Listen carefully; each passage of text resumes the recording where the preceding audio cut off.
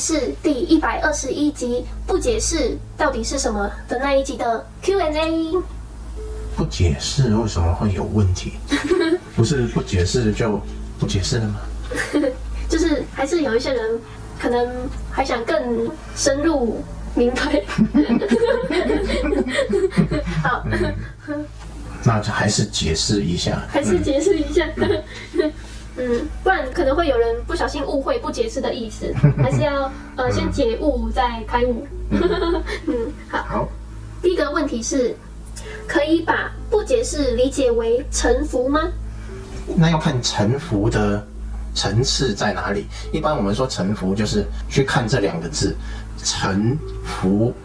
臣就是以前君王，然后臣子，臣子一定要服从君王，所以臣服的意思就是像我们像臣子一样去服从这个君王，不要去对君王有任何的想法、任何的意思，就顺从他就对了，就是臣服。那我们碰到一个事情，我们说我们对这个事情臣服，或臣服于某个人，或臣服于某个事情，就是对这个事情我们不抗拒它，就顺着它，就叫臣服。那臣服会有一个对象，就是那个君王就是一个对象，也就是那一件事情的本身就是一个对象。我们不解释，乍听之下好像也有一个对象，我对这个事情不解释，但是对这个事情不解释的时候，我是连这个事情都会轻松的把它放下来，就没有了这个事情。没有了这个事情，它就不会有一个对象。那臣服可能我还是会有一个对象，对这个对象臣服，那就是臣服。不解释是直接把整个事情完全都放下来。你说它是臣服的终极版也可以，它跟臣服还是有一点点区别，也就是连那个对象都会完全放开，就是这样子。那下一个问题，请问保持不解释的状态需要能量吗？或者对身体状态有要求吗？比如当人生病虚弱的时候，相比较健康的时候，会非常容易被念头带跑而难以保持不解释的状态吗？不解释的状态是这样，是不去管念头，不是要把念头停下来。念头就像外面的鸟叫声一样，车声一样，我们听到它，但是对它不要去解释它。念头来去也是一样，它来了就来了。如果你在不健康的时候念头会特别多，那没关系，念头多就让它多，它来来去去，你自由的让它来去，你不要去跟随它就好了。比如说，中午想吃什么呢？这个念头来了之后，然后你就不跟随它，不解释，然后这个念头就不见了。那不见呢，下一个念头又来，没关系，你不要去跟随它就好，那让念头自然的生灭，这样就可以达到不解释，不需要去跟着它就可以了。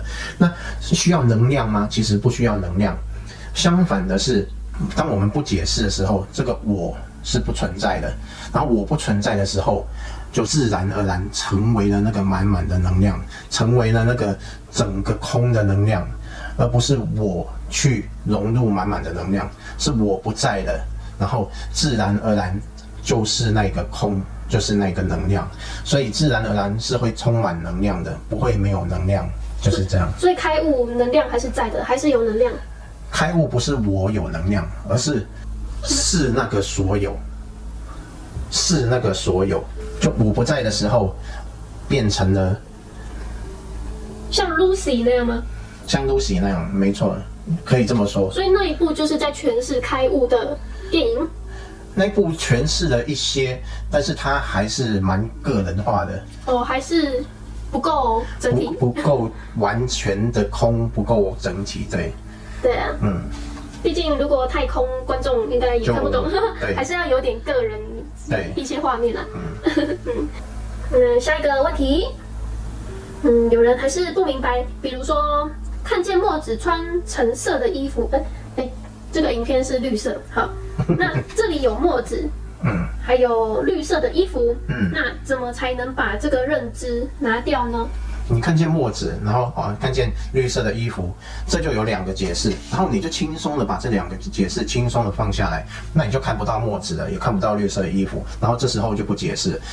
当我们第一时间产生的解释之后，我们知道了自己解释，那我们就轻松的把解释放开来，眼前就什么也没有了，这就是不解释。不是说我一开始就能不解释，一开始解释是没有关系的，就是你知道了，你已经解释了眼前的现象，这时候你就可以对那个现象的解释轻松的放下来。就像我听到小鸟在叫，听到车在跑，听到了那个声音之后，我轻松的把那个鸟放下来，剩下的声音，那我再轻松的把声音放下来，它就什么也不是。就是这样，一层一层把你的解释轻松的放下来，直到你对眼前的现象，或者听到的现象，或闻到的现象都可以，直到没有了解释为止。这个就是不解释。所以单纯的碰到现象解释了，你就把那个解释轻松的放下，这样就好了。把墨子放下。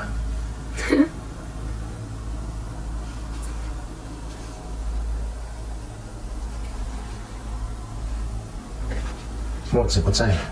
墨子不在还会讲话。墨子被逗乐。墨子被逗乐。好，下一个问题。我想问一下，不解释是不是不跟着自己的念头走？刚刚其实有提到这个部分，就是念头来了，我们不跟随它没有错，就不跟它走，它生它灭，它来它去，然后就让它这样子，不跟它走，不跟它走之后就没有解释了。好，下一个问题。所以从相来看的话，不解释与发呆有些相似，是吗？就相由心生的相。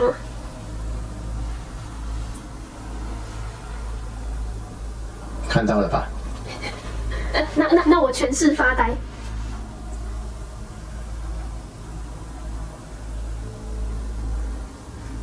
有没有什么不一样？差别是一个嘴巴有打开，一个没打开。事实上，从相上面来看，不解释，它是一种像定住了的样子。发呆有点涣散的感觉，就是好像眼神涣散，然后就是有点呆滞的感觉。不解释，其实它是一个感觉上很专注，但是定在那里的感觉。相上面也会有些微的区别。那会不会在发呆的时候不解释了，就定住了，就？也有可能。但口水会一直流下来。对。如果是一开始就不解释，不是从发呆进入不解释的话，它向上看起来就是没有反应，定在那里，反而是一种好像很专注、很固定的感觉，大概是这样。那发呆就有点混沌，有点涣散，有点呆滞的感觉，大概会有这样的分别。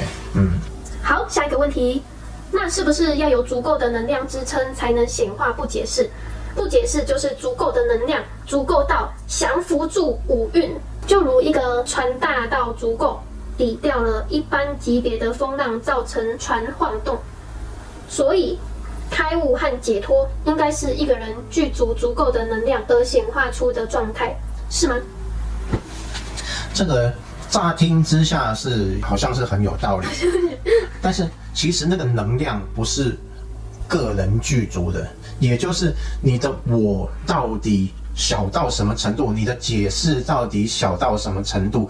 当你的我不存在了，对世界的解释不存在，这时候无我无世界，这时候应该不能说你的能量，应该说能量是具足的，因为能量是整个虚空去支持的，不是你个人的，所以整个虚空的能量支持着这整个不解释的状态，然后五蕴这时候都不见了，它是一个能量极强的状态，没有错，它是一个圆满的，这整个虚空的能量，不是你一个人的能量。所以乍听之下能量要很强，听起来有道理，要去降服这个五蕴，但是降服五蕴的不是我，不是我去降服五蕴，而是虚空本来就没有五蕴的存在，所以虚空自然而然就降服了五蕴。当我不在，对世界的认知解释不在，这时候虚空降服了五蕴，就是这样。下一个问题，不解释跟不执着是否是相同的意思？有点不一样。不执着的意思是说，你知道有这么一个东西，知道有这么一个现象，但是我对这个现象没有很执着，我不执着这个现象，我知道它，但是我不抓取它，这个叫不执着。不解释是我连对它的认知都放掉，然后自然而然也没有执着可言，因为没有对象了，没有可执着的对象，那个对象没有了，这个叫做不解释。那不执着是说我知道有这个东西，但是我不抓取它，我没有紧紧的抓着它，叫做不执着。所以这个还是有点层次上的分别。不解释是更彻底的，它没有了对象，所以没有可执着的对象，自然而然也不可能执着。下一个问题，不解释就是停下分别心吧？停下所有的分别心没有错，停下分别心，对事物的分别，也就是对它的分别为 A 或者 B， 它是什么，这个就叫分别心。那停下分别心就是不解释，没有错。好，没有问题了。终于可以不解释了。终于可以不解释了。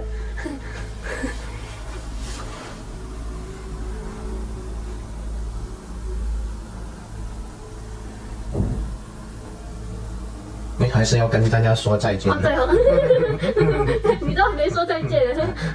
对，好啦，如果你身边也有相同疑问的人，可以将这部影片分享给他们看，让大家都解悟，然后再开悟。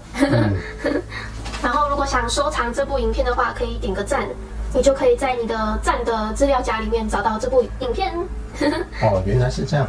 对，真方便。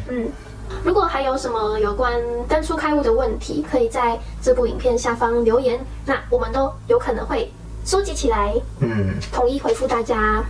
好，这集就到这里结束啦，拜拜。拜拜。